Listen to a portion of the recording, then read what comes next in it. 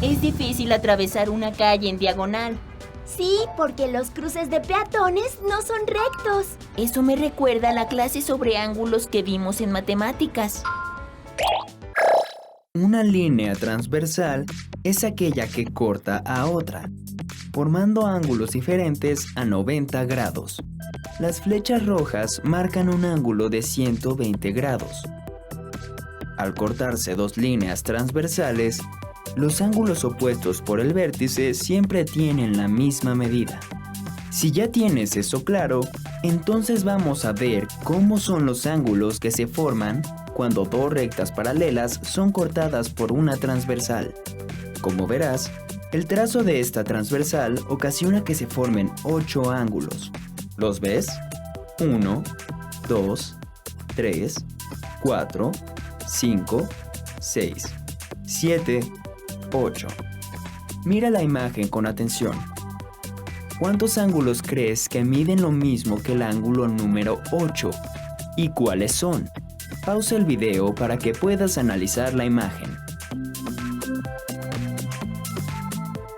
Por lo que hemos visto, los ángulos opuestos por el vértice siempre tienen la misma medida. Esto significa que el ángulo 6 mide lo mismo que el 8. Por su parte, el 2 y el 4 también parecen iguales al 8. Pero, ¿cómo lo comprobamos?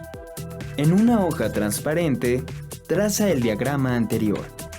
Recuerda numerar los ángulos de la misma manera. ¿Listo? Ahora traza una tercera línea paralela en medio de las dos paralelas que ya teníamos. Hazla punteada para cortar por allí. Muy bien, ahora tenemos dos partes. Coloca una parte sobre la otra, de manera que los lados del ángulo 8 queden encima de los lados del ángulo 4. Observa cómo los ángulos corresponden en las dos figuras, es decir, son iguales.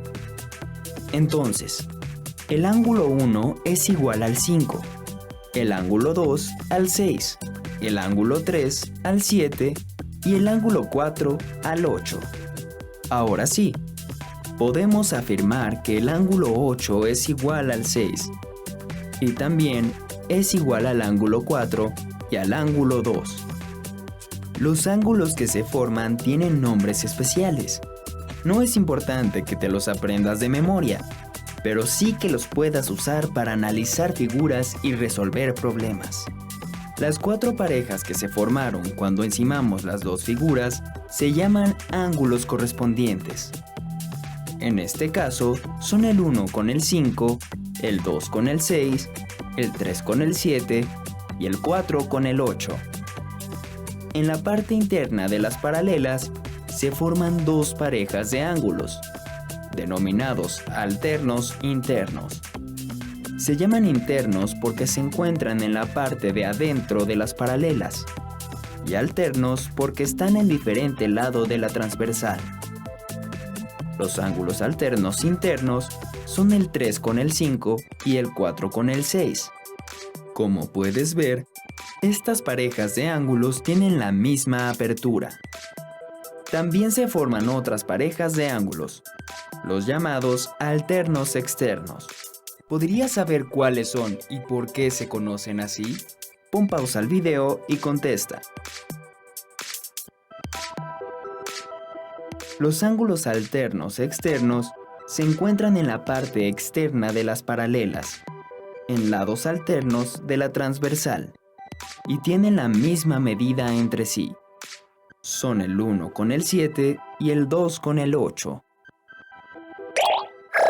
Mira, Mateo, busqué en la red imágenes de paralelas con transversales y me apareció este ejemplo, pero en vez de números tiene letras.